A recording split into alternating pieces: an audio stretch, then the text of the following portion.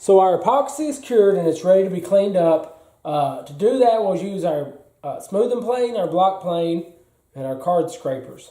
Card scrapers are nothing more than a thin piece of metal, and it's sharpened, and a burr is turned from it, and that burr is used to cut wood and epoxy in place of sandpaper in most situations.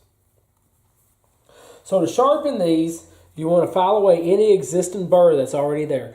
They'll usually come from the factory with the burr already there, and you'll want to file that off and get a good clean edge on it. And then you'll want to hone both sides, polish both sides and the face of it up real nice, and get a real good 90-degree edge there. And then we'll take a burnisher and we'll get our burr back, and we'll turn that to where it's supposed to be. So let's get started. I'm going to take my file and put just a little bit of cutting oil on it, just because metal on metal contact is never a good idea. And we'll just run it across there just a little bit. It doesn't take a whole lot. You really don't want to dig in too deep with this coarse file, because it'll be that much longer we'll have to be on our waterstones.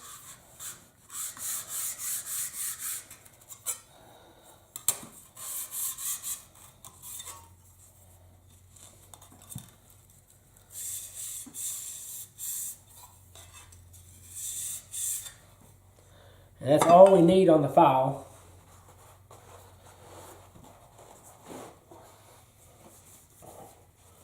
Wipe this oil off of it.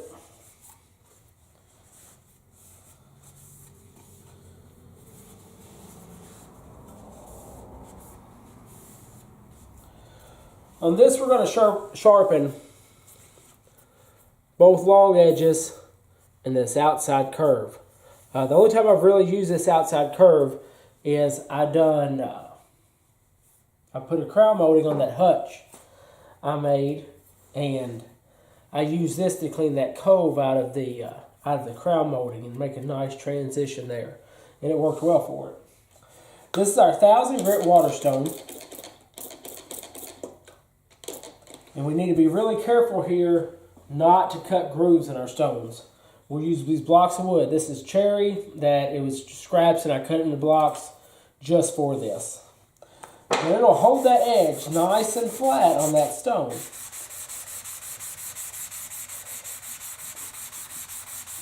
Just like sharpening our chisels and plane irons,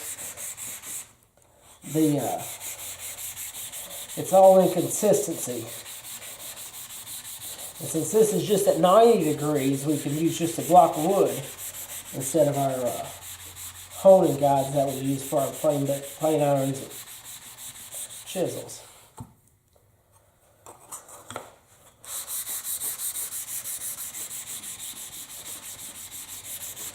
Try to move it around as much as you can on the stone so you don't wear it in one spot.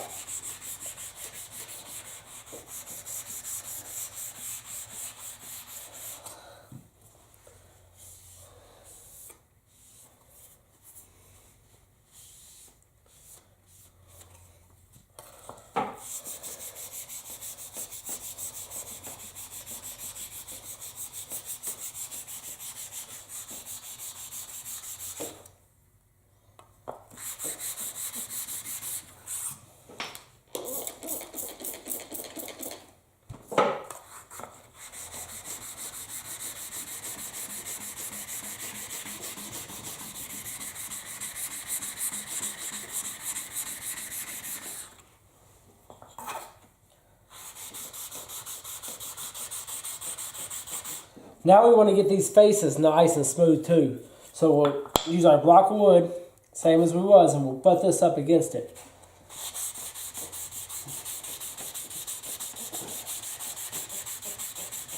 And this will keep it nice and flat against the stone and ensure that we get a good 90 degree on the where the face meets the sides of it. Again, make sure to move it around on your stone, because this will wear a groove in it extremely fast.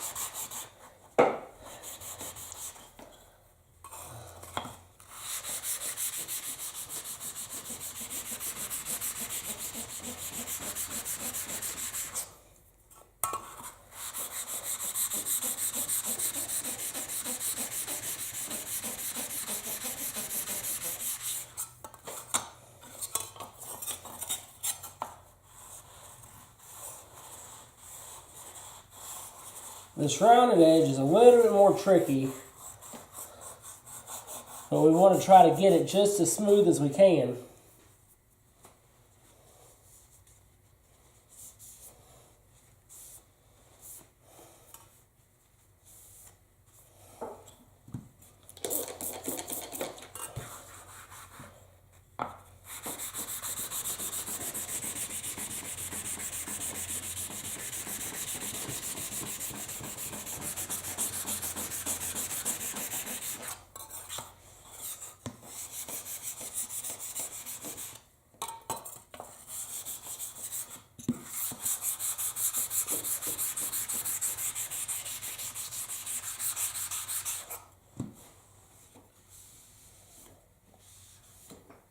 Some people like to take a marker and mark the edges and then once all that marker is gone, they know they got a good flat surface.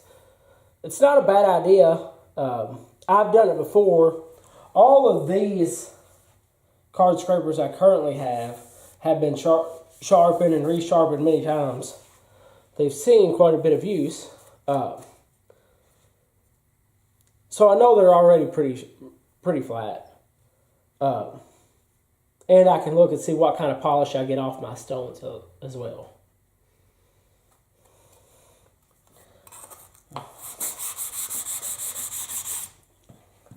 I try not to spend a whole lot of time with my lower grit stones. I just clean up anything, any burrs that got left behind, any chips or deformations on the edge. I like to clean those up with a lower grit stone. And then I like to move up to a higher grit. We'll hone this with a 3,000 grit stone and then with our 8,000 before we take it to the burnisher.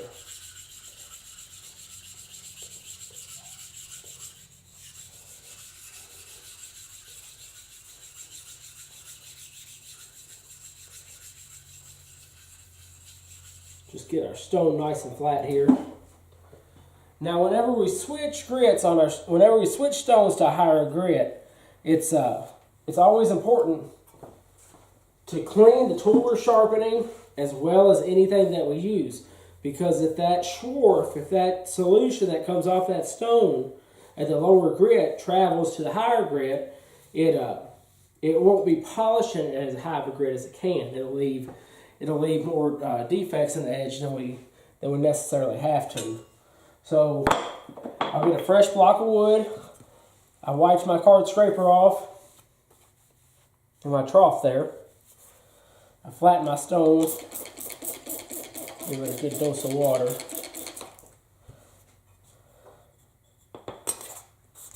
And the same thing as the last one.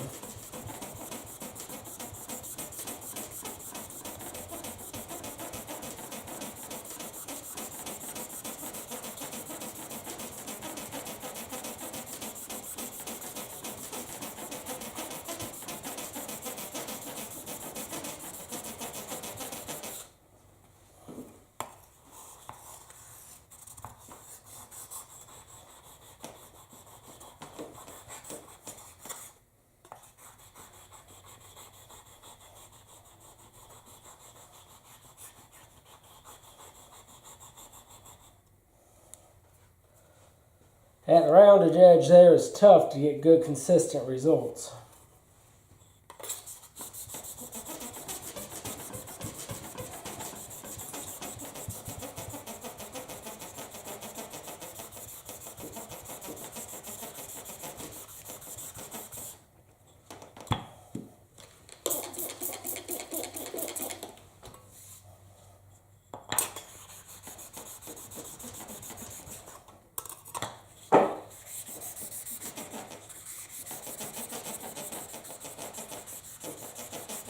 Holding this block on top of it, make sure we get good even pressure all the way across it. If we just hold it with our fingertips, those areas right underneath our fingertips will get a lot more polish than the rest of it. And in a tool like this, you might not tell the difference in it. I generally only get, one point of contact in the middle because you know when I use it, I'm something like that. Well, you can't see that. Yeah. I flex it, and only that one spot will touch. So, really, I don't know that it would make a difference if it was sharper in one spot than another, but it just helps get it as good as we can all the way across.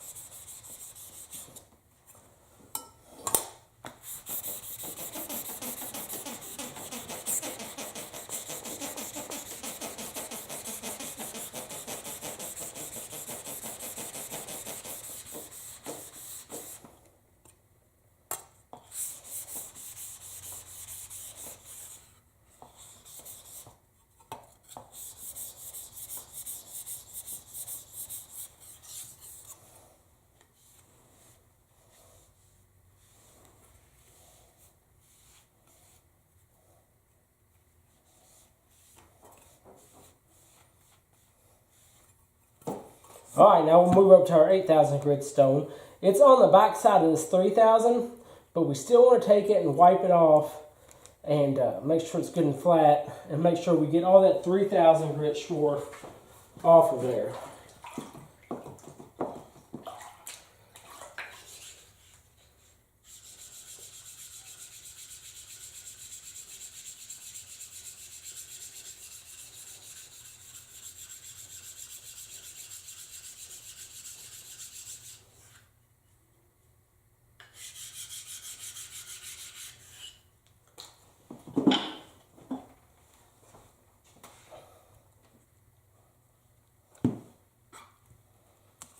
Again, we'll clean our card scraper off too to get all that old Schwarf off there. That Schwarf is the waterstone wearing away as we sharpen, and it helps get a good, nice polish on the tool that we're sharpening, but we don't want it to carry over to our higher grit.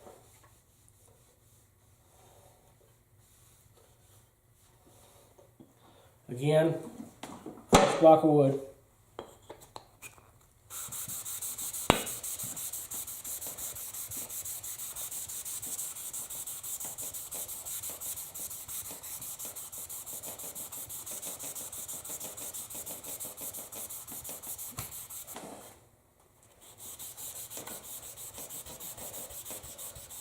This part of it's pretty straightforward. Just make sure it's perfectly 90 to the stone and move it around. Make sure not to stay in one spot for very long.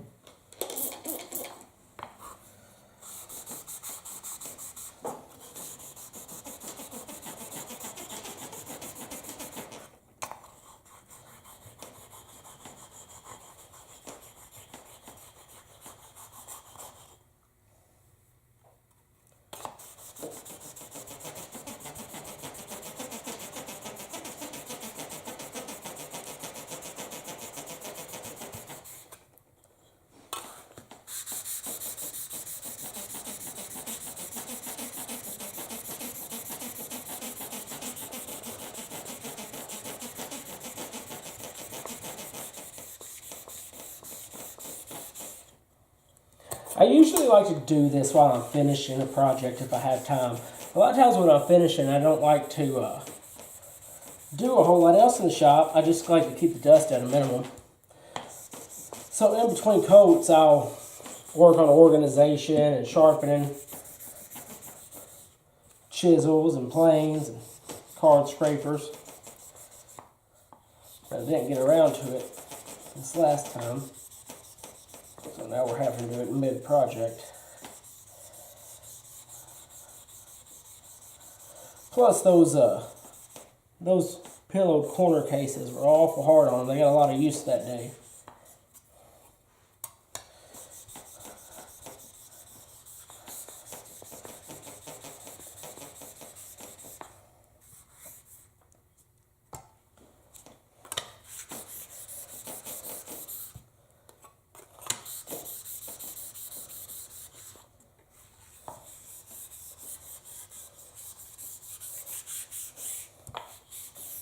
All right. So that's good for our stone.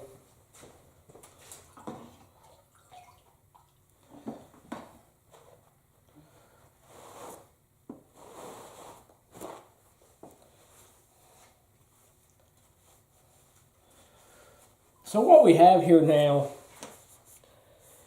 is these edges all the way around are nice and sharp. If there was a way that we could apply that edge to our workpiece, it would cut it nicely. What we want from this tool is to cut our workpiece at an angle.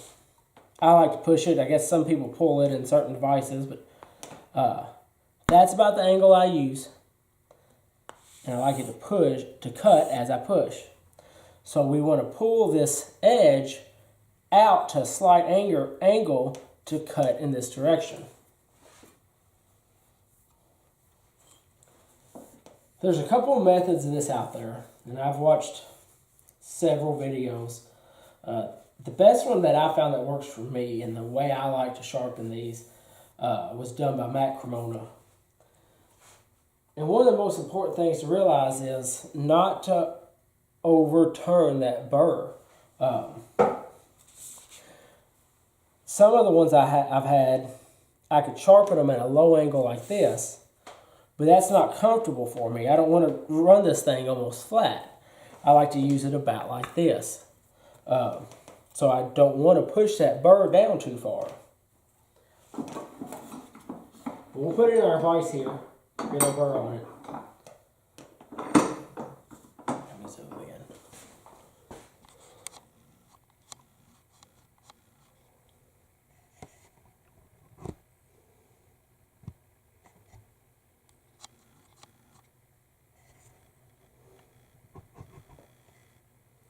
So we get this in our vise. We take our burnisher. I'm not sure what kind this is. It's probably come from Tay Tools. But all it is a carbide shaft. You don't have to have one of these. You can use a screwdriver, the handle to some files. Really, any piece of metal that is harder than this card scraper will work. But if you have very many of these or do this often, these burnishers are the way to go. So we'll do a couple light strokes here to pull that edge out.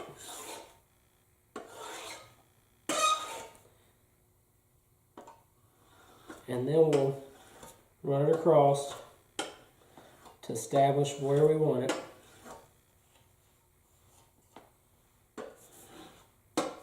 And then we'll give it a couple passes pushing down on it.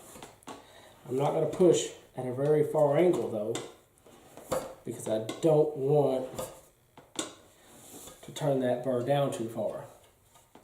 We got a pretty good burr there. That's probably going to be good. Let's test this out.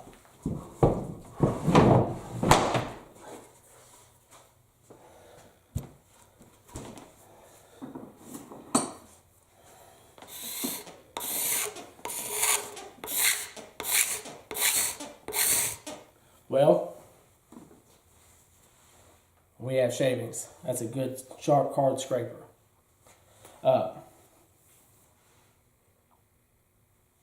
So there you have it. We sharpen this. Well, we'll go ahead and put a little bit of a edge on the rounded part here. And it's the same way. Just follow that edge with steady pressure.